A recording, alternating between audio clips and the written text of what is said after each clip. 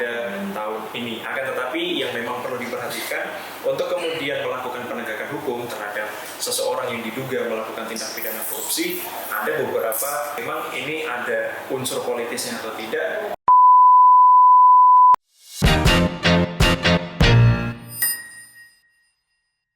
Halo semuanya, kembali lagi di podcast Justisia.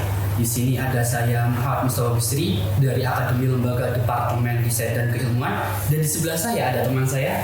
Perkenalkan, nama saya Anissa Febriani Mukarubit, Akademi Lembaga Media Informasi dan Propaganda.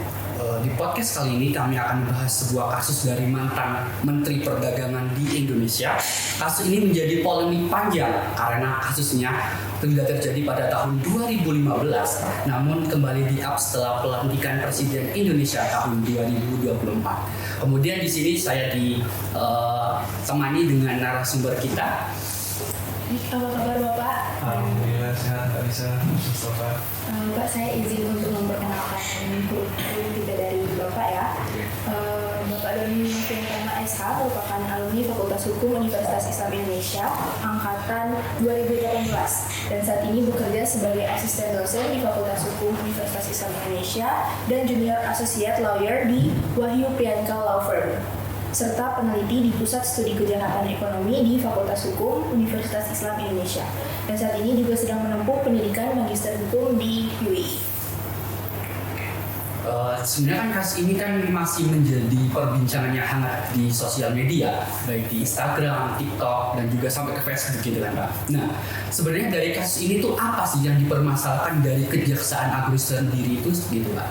Iya, jadi ini Mas Mustafa sama Mbak Anissa ya, kasus ini kan bermula pada saat Tom Lembong yang pada saat itu menjabat selaku Menteri Perdagangan tahun 2015-2016 yang pada saat itu presidennya Bapak Jokowi itu mengeluarkan yang namanya izin persetujuan impor beras kristal mentah seberat 105.000 ton kepada PT AP, yang mana PT AP ini merupakan perusahaan swasta agar kemudian gula kristal mentah yang diimpor itu bisa diolah menjadi gula kristal putih oleh 8 perusahaan agar kemudian gula kristal putih ini bisa didistribusikan dan diperjualbelikan di seluruh wilayah Indonesia. Akan tetapi kemudian menurut Kejaksaan Agung bahwa izin persetujuan impor gula kristal mentah ini dinilai ada suatu kejanggalan. Yang pertama bahwa dari pihak Kejaksaan Agung itu menilai pada saat itu kebijakan yang diambil untuk melakukan importasi beras itu dilakukan pada saat Indonesia sedang surplus gula ya, maksud saya bukan Tidak perlu gitu ya. Iya, Impor. jadi tidak masuklah ketika ada surplus gula harusnya tidak dilakukan impor. Kemudian permasalahan yang kedua bahwa importasi gula itu dilakukan bukan merupakan perusahaan BUMN, akan tetapi dilakukan oleh perusahaan swasta. Kemudian permasalahan yang ketiga bahwa izin persetujuan untuk melakukan importasi gula kristal mentah tersebut tidak didahului dengan adanya rapat koordinasi dengan instansi terkait dan tidak mendapatkan rekomendasi dari Menteri Perdagangan, sehingga dari pihak Kejaksaan Agung menilai bahwa izin importasi gula kristal ini dinilai bermasalah sehingga kemudian merugikan keuangan negara sebesar 400 miliar rupiah, sehingga dari adanya kasus tersebut kemudian Tom Lembong kan ditetapkan sebagai tersangka dalam kasus dugaan tindak pidana korupsi importasi gula kristal yang diduga melanggar ketentuan pasal 2 ayat 1 dan pasal 3 Undang-Undang Tindak Pidana Korupsi. Itu Mbak Anissa dan Mas Mustafa ya, gambaran secara garis besar. Tentunya Bapak, kasus ini cukup mengagetkan ya bagi rakyat masyarakat karena kita tahu Pak Tom Lembong ini sebagai salah satu tokoh politikus lah yang terkenal gitu. Iya benar. Dan sesuai dengan yang dibacakan juga sama teman saya tadi, kalau kasus ini tuh baru diusut lagi, di-up lagi setelah pelantikan Presiden tahun 2024. Nah, bagaimana sih tanggapan Bapak mengenai kasus ini yang baru diusut sekarang gitu? Kenapa tidak dari tahun kemarin? Oke, ya, jadi sebenarnya terkait dengan pengusutan kasus-kasus tindak pidana korupsi ini kan sejalan dengan visi-misi Bapak Presiden sekarang itu Pak Prabowo Subianto yang katanya ingin memberantas semua tindak pidana korupsi. Nah, sehingga pada saat Bapak Prabowo ini ingin dilantik, bahkan pasca dilantik itu kan ada beberapa kasus tindak pidana korupsi yang ditangani oleh Kejaksaan Agung. Salah satunya ada kasus korupsi timah, ada dan Helena Lim itu juga menjadi besar banget kan, menjadi perhatian publik. Kemudian yang kedua ditambah ada kasus Tom Lembong ini. Akan tetapi yang perlu diingat bahwa proses untuk kemudian menetapkan seseorang sebagai tersangka itu kan juga harus didahului dengan adanya prosedur ya, Mbak Anissa dan Mas Mustafa. Bisa jadi untuk kemudian mengangkat kasus ini itu kan sebenarnya terjadi pada tahun 2015-2016. Akan tetapi bisa jadi kasus ini memang membutuhkan waktu yang lama untuk kemudian dilakukan proses penegakan hukum, termasuk dalam proses penyelidikannya, sehingga bisa jadi baru bisa diangkat pada tahun ini. Akan tetapi yang memang perlu diperhatikan untuk kemudian melakukan penegakan hukum terhadap seseorang yang diduga melakukan tindak pidana korupsi, ada beberapa syarat-syarat yang harus dipenuhi. Nah, kemudian ketika syarat-syarat ini tidak dipenuhi misalnya atau tidak ada transparansi dari pihak Kejaksaan Agung kan kemudian menimbulkan pertanyaan publik kan, tanda tanya besar, karena banyak masyarakat yang beranggapan apakah kasus ini murni kasus hukum atau kemudian justru kasus politik ya kan, karena pada saat Pilpres kemarin kan Tom Lembong berada di sisi yang berseberangan dengan Prabowo Subianto. Nah, untuk kemudian bisa menjawab itu kita harus melakukan analisis lebih jauh. Yang pertama, untuk kita melihat penetapan seseorang sebagai tersangka itu harus sesuai dengan ketentuan di dalam Undang-Undang Nomor 8 Tahun 1981 tentang Hukum Acara Pidana untuk putusan Mahkamah Konstitusi Nomor 21 Tahun 2014 yang menyatakan bahwa syarat untuk kemudian seseorang bisa ditetapkan sebagai tersangka yang minimal harus didasarkan pada 2 alat bukti yang sah dan pemeriksaan terhadap calon tersangka. Ini yang kan kemudian dipermasalahkan oleh Tom Lembong dan penasihat hukumnya karena dianggap bahwa bukti yang digunakan untuk melakukan penetapan tersangka tersebut tidak didasarkan pada alat bukti yang sah atau belum cukup bukti ya. Nah, kemudian hal tersebut dibantah oleh Kejaksaan Agung, yang mana Kejaksaan Agung menyampaikan bahwa proses penetapan Tom Lembong sebagai tersangka itu sudah sesuai dengan ketentuan di dalam KUHP dan putusan MK nomor 21 tahun 2014 karena Kejaksaan Agung sendiri itu sudah memiliki bukti-bukti, misalnya memeriksa beberapa saksi, kemudian memeriksa ahli, kemudian ada bukti surat dan ada dokumen elektronik. Akan tetapi perlu diperhatikan, karena pasal sangkaan yang kemudian dikenakan kepada Tom Lembong itu adalah pasal 2 ayat 1 dan pasal 3 Undang-Undang Tindak Pidana Korupsi. Kalau misalnya kita melihat ketentuan di dalam pasal 2 ayat 1, kemudian pasal 3, kemudian kita juntokan lagi dengan putusan Mahkamah Konstitusi nomor 25 tahun 2016 itu menyatakan bahwa ketentuan pasal 2 ayat 1 maupun ketentuan pasal 3 itu harus merugikan keuangan negara.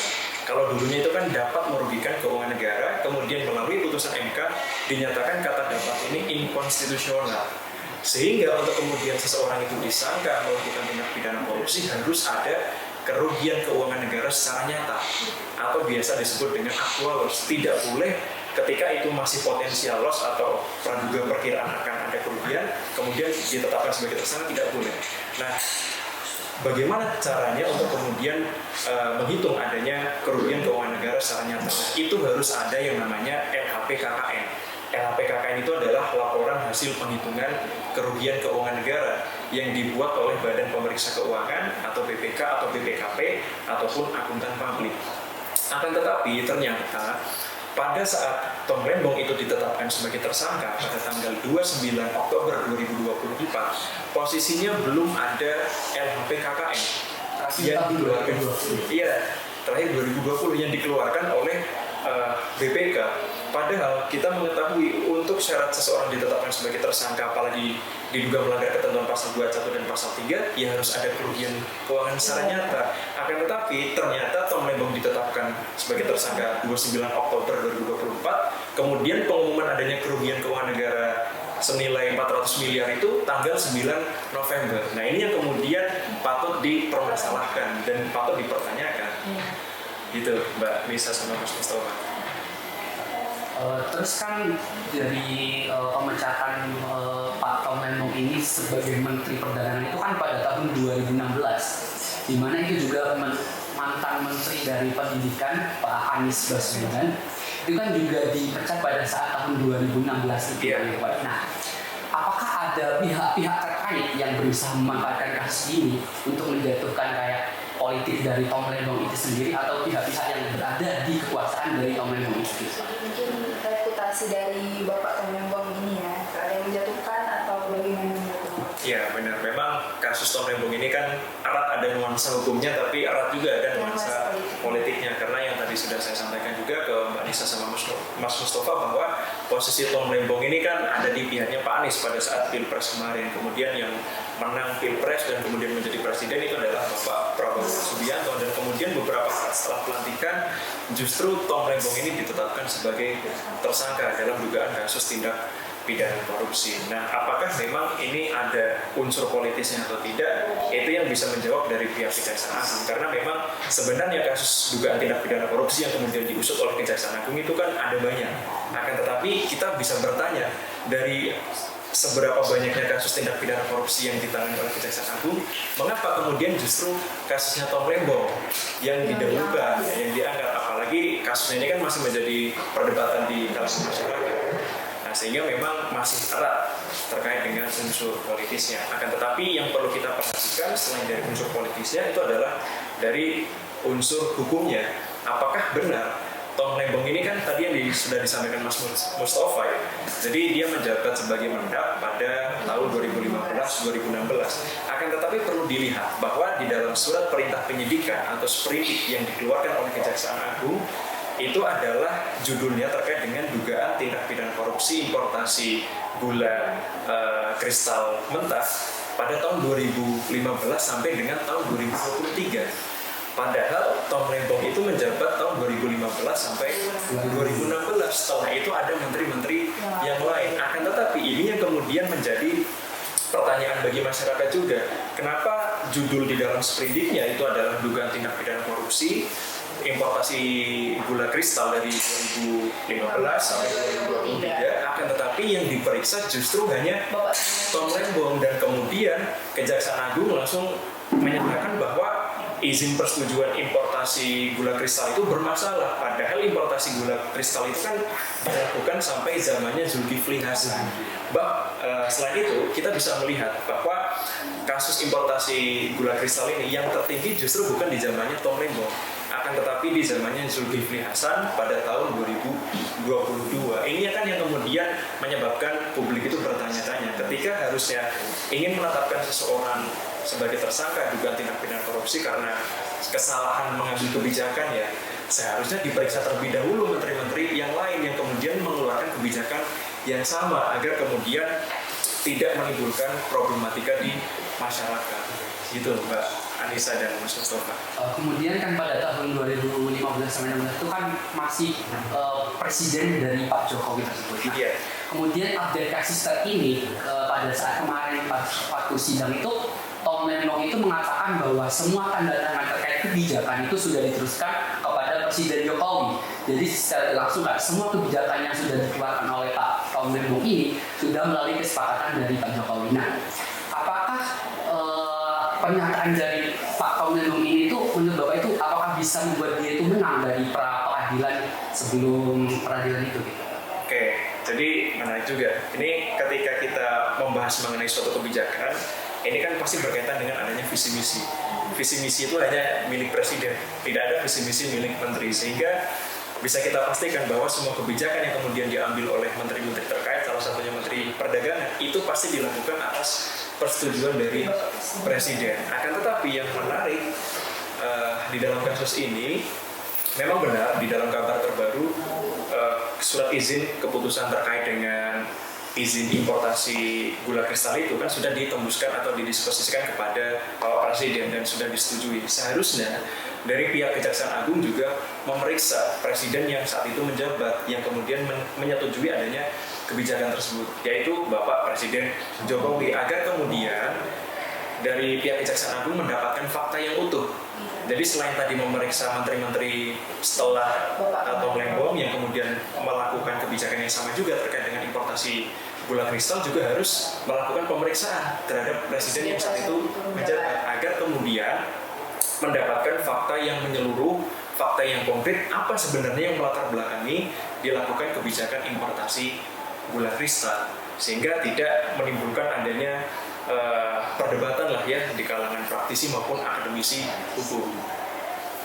Nah, tentu Bapak kepercayaan masyarakat terhadap kasus ini kan itu sangat penting ya, atau transparansi lah begitu. Nah, apakah transparansi dalam penyelidikan kasus ini itu cukup membangun kepercayaan masyarakat atau publik kepada Kejaksaan Agung atau kepada sistem hukum di Indonesia sendiri?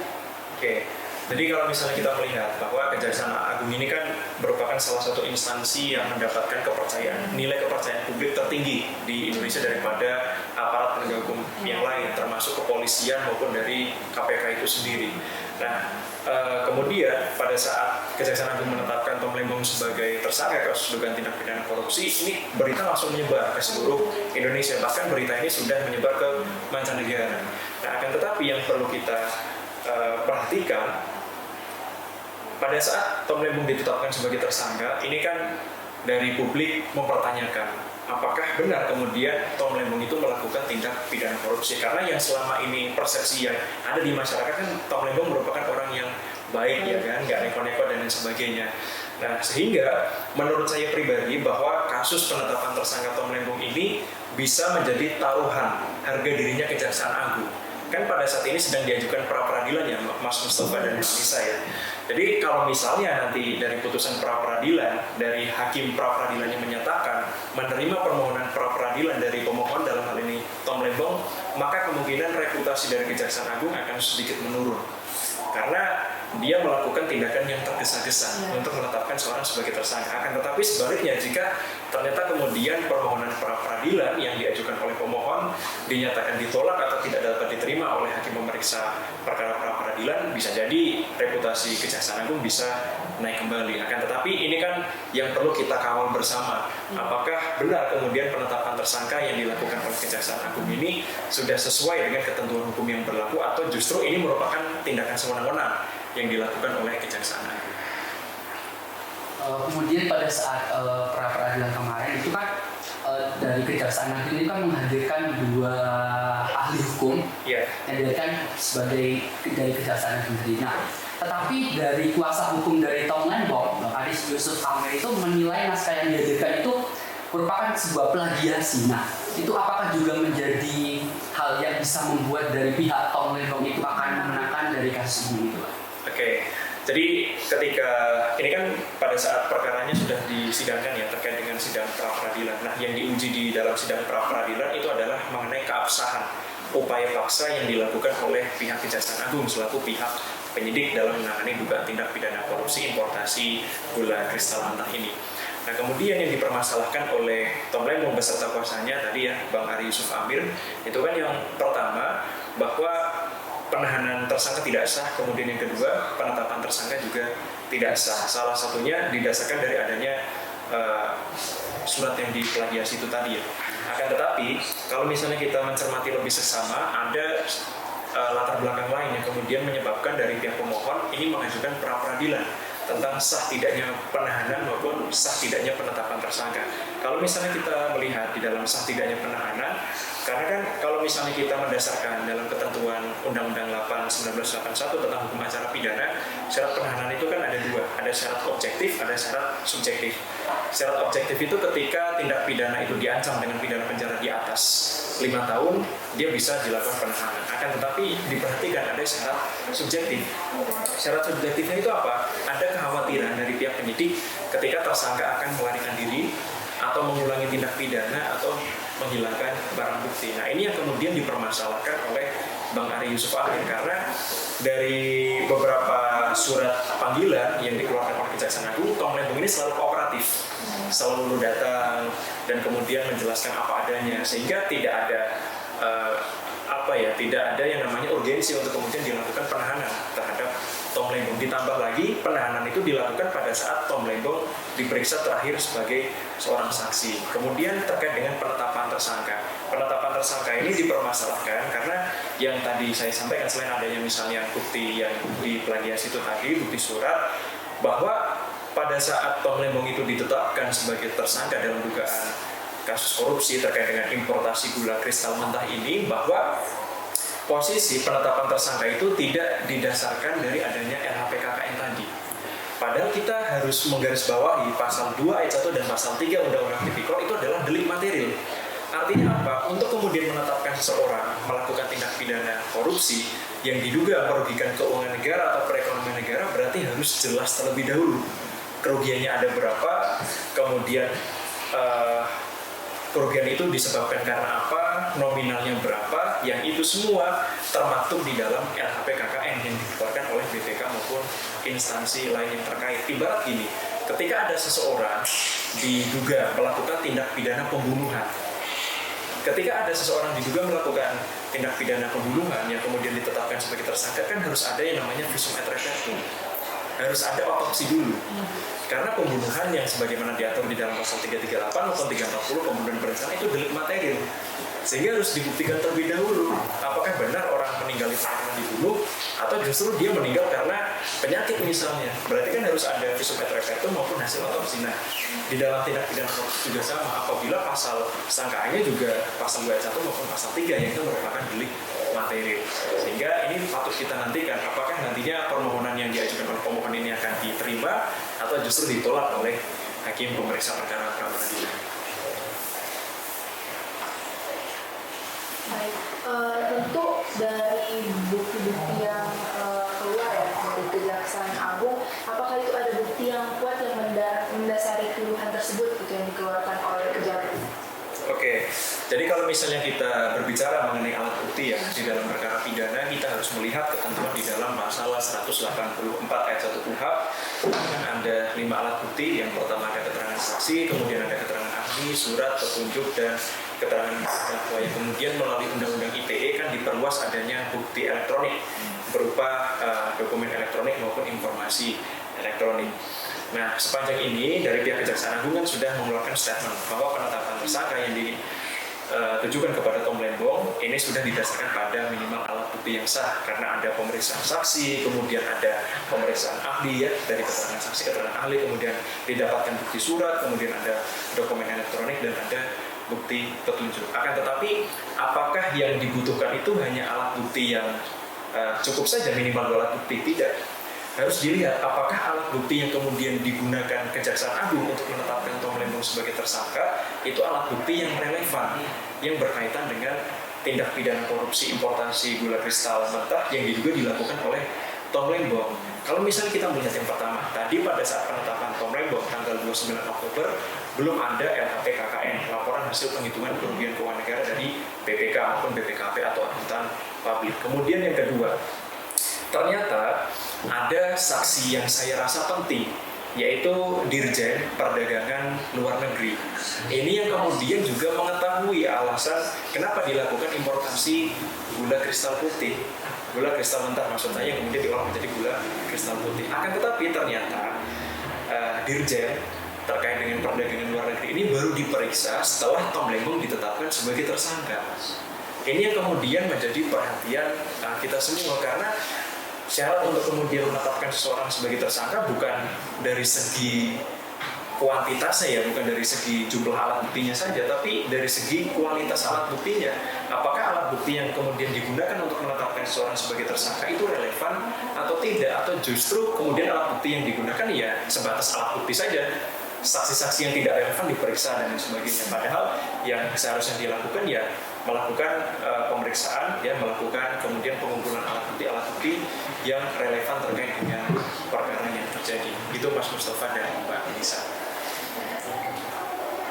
Kemudian mungkin ya, apakah ada kayak kelemahan dalam pengawasan pada saat Bapak Tom Lembong ini itu menjabat di desa sampai terjadi korupsi ini? Iya. Jadi kan kalau misalnya kita melihat di masing-masing kementerian itu kan ada yang namanya inspektorat ya. Nah, inspektorat ini yang nantinya akan mengawasi tindakan-tindakan dari pegawai negeri maupun penyelenggara negara di kementerian tersebut. Apakah tindakan yang kemudian diambil atau perbuatan yang kemudian dilakukan oleh menteri ataupun pejabat-pejabat yang terkait itu sudah sesuai dengan peraturan perundang-undangan yang berlaku? Tidak, itu terkait dengan tindakan yang atau perbuatan. Tetapi perlu kita melihat bahwa yang kemudian dikeluarkan oleh Tom Lembong itu adalah suatu kebijakan yang terkait dengan izin persetujuan, yang mana pastinya izin persetujuan itu sudah dilakukan rapat koordinasi dulu ya, apalagi tadi sudah ditembuskan kepada presiden. Sehingga apabila ternyata izinnya pada saat itu bermasalah, sehingga harusnya itu dilakukan penindakannya pada saat itu juga. Dan penindakan itu tidak dilakukan menggunakan sarana hukum pidana, akan tetapi menggunakan sarana hukum administrasi. Karena yang dikeluarkan ini kan kebijakan terkait dengan izin ya. Harusnya ketika ada izin yang bermasalah ya diselesaikan menggunakan sarana atau instrumen hukum administrasi, bukan langsung kemudian diselesaikan menggunakan sarana hukum pidana. Untuk kemudian dinilai dulu apakah benar kebijakan ini sudah sesuai atau tidak, kan yang bisa menilai kan dari hukum administrasi negara, bukan dari ranahnya pidana. Baru jika ternyata ada kesalahannya atau misalnya ada kesengajaan dalam pembuatan izin itu yang merugikan keuangan negara, baru kemudian bisa diproses menggunakan hukum pidana. Akan tetapi posisi ini pidana ya sebagai ultimum remedium, karena ini kan berkaitan dengan kebijakan yang diambil oleh seorang menteri. Tentu dalam kasus ini kan seperti yang Bapak bilang ya, ada banyak sekali keterkaitan dengan beberapa tokoh, misalnya beberapa mantan menteri yang sebelumnya juga menjabat sebagai Mendak, dan juga Bapak Presiden Jokowi gitu, yang menjadi atasan pada saat itu, yang menjadi presiden pada saat itu. Nah, menurut Bapak, kenapa sih Kejagung itu seperti menghambat-hambat penyelidikan dalam kasus ini?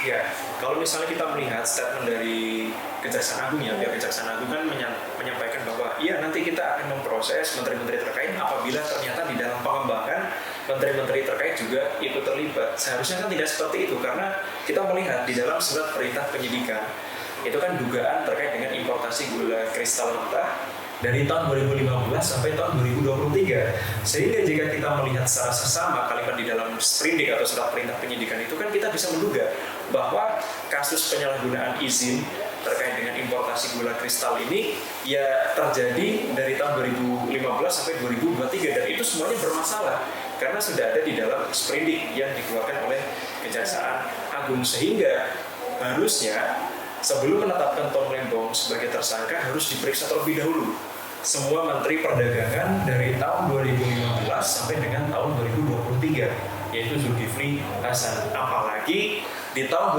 2022 ini adalah kasus importasi gula kristal yang paling tinggi di antara tahun-tahun yang lain. Seharusnya kan untuk kemudian mendapatkan informasi yang kredibel, informasi yang kemudian objektif, ya harus diperiksa dulu semuanya.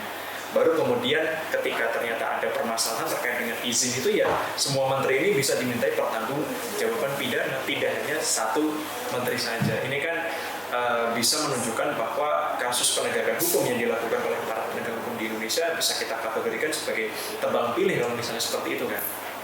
Gitu Mbak Anissa sama Mas Mustafa. Apalagi kalau misalnya kita melihat ya pasal sangkaan yang dikenakan kepada Tom Lembong itu kan ada penyertaan. Penyertaan itu diatur di dalam pasal 55 ayat 1 ke 1. Syarat adanya penyertaan itu yang pertama harus ada meeting of mind, ada kesepakatan jahat atau ada kehendak yang dilarang yang dilakukan oleh dua orang atau lebih untuk kemudian melakukan tindak pidana. Nah, apakah itu bisa dibuktikan oleh Kejaksaan Agung? Jika ternyata Tom Lembong itu kemudian bekerja sama dengan orang lain, memiliki meeting of mind, memiliki niat jahat untuk sengaja mengeluarkan izin persetujuan importasi gula kristal itu untuk keuntungan dirinya pribadi. Padahal sampai sekarang Kejaksaan Agung tidak bisa membuktikan bahwa Tom Lembong mendapatkan keuntungan pribadi dalam kasus importasi gula kristal. Itu syarat yang pertama. Kemudian syarat yang kedua bahwa harus ada yang namanya kerjasama secara fisik, yang artinya harus ada pembagian tugas pada saat tindak pidana itu dilakukan. Apakah benar Kejaksaan Agung kemudian bisa membuktikan bahwa ada kerjasama antara Tom Lembong dengan pihak-pihak yang terkait pada saat pembentukan atau pembuatan terkait dengan izin persetujuan importasi gula kristal tersebut, sehingga memang kasus ini ya kan berkaitan dengan pihak-pihak yang lain atau justru menteri-menteri yang lain. Harusnya yang memang diperiksa terlebih dahulu menteri-menteri yang lain sampai dengan tahun 2023. Jadi sebaiknya sebelum Tom Lembong sebagai tersangka utama tuh harusnya dipanggil dulu menteri-menteri yang sebelumnya untuk dijadikan sebagai saksi atau mengambil data dari mereka. Iya benar, karena kalau misalnya kita melihat kan balik lagi bahwa di dalam perkara pidana yang dicari itu adalah kebenaran materi, yaitu kebenaran yang sebenar-benarnya. Bahkan ada adagium yang sangat bagus di dalam perkara pidana, yaitu in criminalibus probationes beden esse luce clariores, bahwa di dalam perkara pidana bukti-bukti itu harus lebih terang daripada cahaya. Kalau misalnya kita melihat cahaya ini kan udah lebih terang, nah di dalam perkara pidana itu bukti-bukti itu harus lebih terang daripada cahaya yang sudah sangat terang itu. Tujuannya apa? Agar kemudian tidak terjadi yang namanya pelanggaran hak asasi manusia. Orang yang seharusnya tidak bersalah kemudian justru dituduh melakukan suatu tindak pidana, kemudian dijatuhi pidana, agar kemudian tidak terjadi pelanggaran hak asasi manusia, kemudian tidak terjadi kesewenang-wenangan aparat penegak hukum. Baik Bapak, mungkin masih ada lagi dari kasus Bapak? Untuk yang terakhir, sebenarnya terima kasih atas kesempatannya Pak. Mungkin yang terakhir Bapak bisa memberikan closing statement mengenai kasus dari Pak Lembong sendiri, dan juga kita tunggu update terbaru dari kasusnya ini, karena jujur sangat menarik kita sebagai mahasiswa hukum. Oke, jadi closing statement dari saya, pastinya kasus ini merupakan kasus yang sangat menarik ya, karena memang aparat penegak hukum ini kan terkadang ragu untuk menetapkan seorang menteri atau mantan menteri menjadi seorang tersangka, tapi ternyata stigma itu bisa dibantahkan, karena dari Kejaksaan Agung selaku aparat penegak hukum berani menetapkan Tom Lembong sebagai tersangka dalam dugaan kasus importasi gula kristal. Akan tetapi perlu kita perhatikan bahwa untuk menetapkan seseorang sebagai tersangka dalam dugaan tindak pidana korupsi harus didasarkan pada ketentuan hukum yang berlaku, karena kita melihat bahwa untuk kemudian menetapkan seseorang sebagai tersangka kan harus didasarkan pada ketentuan di dalam KUHP. Ketentuan di dalam KUHP. Salah satu tujuan dibuatnya KUHP itu adalah sarana untuk perlindungan atas harkat dan martabat manusia, dalam hal ini tersangka, terdakwa, dan terpidana. Selain itu, KUHP itu juga dihadirkan sebagai sarana untuk mengontrol tindakan yang dilakukan oleh aparat penegak hukum dan mencegah agar kemudian aparat penegak hukum tidak melakukan tindakan yang sewenang-wenang. Saya mendukung penuh ketika aparat penegak hukum melakukan tindakan terhadap pelaku tindak pidana korupsi. Akan tetapi penegakan terhadap pelaku tindak pidana korupsi harus didasarkan pada ketentuan peraturan perundang-undangan yang berlaku, agar kemudian apa? Agar kemudian tidak terjadi yang namanya miscarriage of justice. Miscarriage of justice itu adalah peradilan yang gagal mencapai tujuannya untuk mencapai suatu keadilan. Sehingga apa? Akibatnya ketika ada miscarriage of justice, hasilnya itu adalah innocent injury, yaitu orang yang tidak bersalah masuk penjara. Itu yang kemudian tidak kita inginkan akibat dari tindakan sewenang-wenang yang dilakukan oleh aparat penegak hukum, agar kemudian proses penegakan hukum ke depan itu dilakukan sesuai dengan mekanisme proses dan prosedur yang ada, karena sejatinya tidak ada proses tanpa prosedur. Kemudian harus menjunjung tinggi prinsip hak asasi manusia dengan mendengarkan keterangan dari pihak tersangka misalnya, kemudian mendengarkan dari pihak-pihak terkait yang lain. Kemudian yang terakhir, bahwa proses penegakan hukum ini harus dilakukan secara transparan agar kemudian tidak menimbulkan pertanyaan dari masyarakat. Itu saja, semoga penegakan hukum kita ke depan bisa menjadi lebih baik lagi, dan kita tunggu putusan dari pra-peradilan kasusnya Tom Lembong ini. Apakah permohonan akan diterima atau justru akan ditolak? Itu Mas Mustafa dan Mbak Anissa. Jadi sangat penting ya untuk menemukan titik temu gitu, biar masyarakat publik juga tidak timbul pertanyaan gitu tentang kasus ini, karena juga tiba-tiba di-up, tiba-tiba tenggelam begitu. Oke. Terima kasih Pak atas kesempatan. Oke, sama-sama Mas Mustafa, Mbak Anissa, semoga bermanfaat ya. Ya. Teman-teman, terima kasih sudah sampai nonton video sampai akhir. Sampai ketemu di podcast Lesia kelima. Bye-bye.